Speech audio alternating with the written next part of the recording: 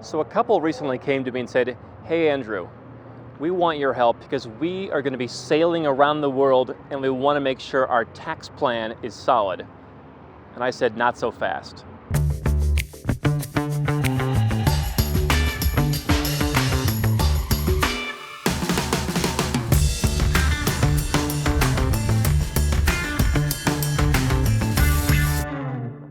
I'm Andrew Henderson, and if you are planning on sailing around the world, if you're someone who likes to be on ships, if you have a catamaran, a sailboat, then there's going to be some special tax planning that you need to do if you're planning on not paying tax where you're coming from. I'm going to explain exactly how that works in this video, but there is a question that institutions, banks, governments increasingly want to know the answer to if you're planning on living the nomad capitalist lifestyle, and that is, but where do you live? The way things used to be in this perpetual traveler movement, where you would just leave the country where you were from and you would just be traveling around and nobody would really bother you. You'd just be a nomad. And while that can still work, you need a base of operations. You need a place where you can call home, even if it's just on paper. And so I'm going to walk you through two different scenarios for two different kinds of people, how you can deal with sailing around the world and being in open waters. So if you're a US citizen, there are two different ways in which you can qualify for what's called the foreign earned income exclusion, which is where you earn money overseas, you have a salary from your company, and you can dramatically reduce your tax by being outside of the United States. There are two problems with that for folks who are not on dry land. Number one is the first way of doing it requires you to spend about 11 months out of the year on foreign soil, in a foreign country or countries. What that doesn't mean is in international waters, so unless you're just on a boat hugging the coast of all of these countries, you're going to have a challenge in meeting those criteria. Just because you're not in the United States doesn't mean that you are in a foreign country or countries. And so people who are taking the nomad cruise or people who are sailing across oceans are going to have a problem meeting that requirement of being on dry land for the vast majority of the year. The other way to reduce your tax as a US citizen or permanent resident is that you have a base in which you spend a lot of time, you have a lot of ties, and you're going to have a hard time proving that you have this base and that you have a lot of ties there if you're always out on your sailboat going to all points around the globe.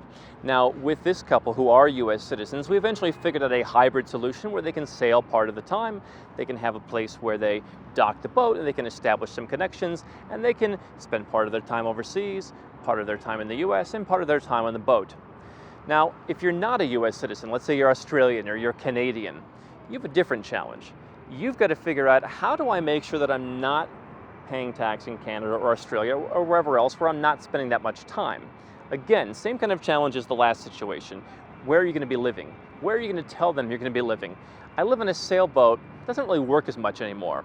We have a video called the Nomad Tax Trap, where I talk about these misconceptions where as long as I'm not spending 6 months in Australia, I'll be fine.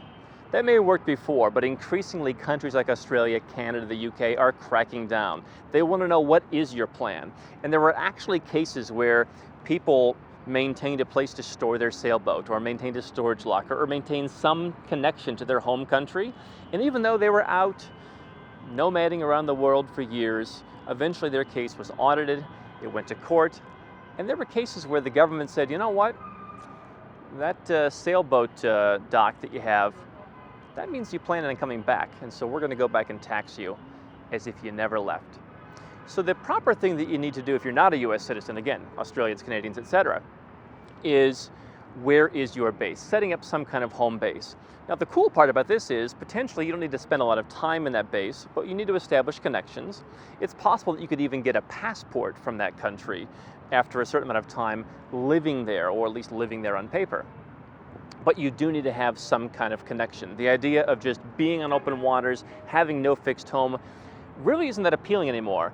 For US citizens, it's definitely a non-starter. For everyone else, I think it's a pretty good way to get yourself in a situation that may be very problematic in years to come. And so, as I always say, this stuff is a puzzle. Simply leaving your home country isn't enough. You want to make sure that your position is solid. And if you're going to be sailing, you're going to need special tax advice.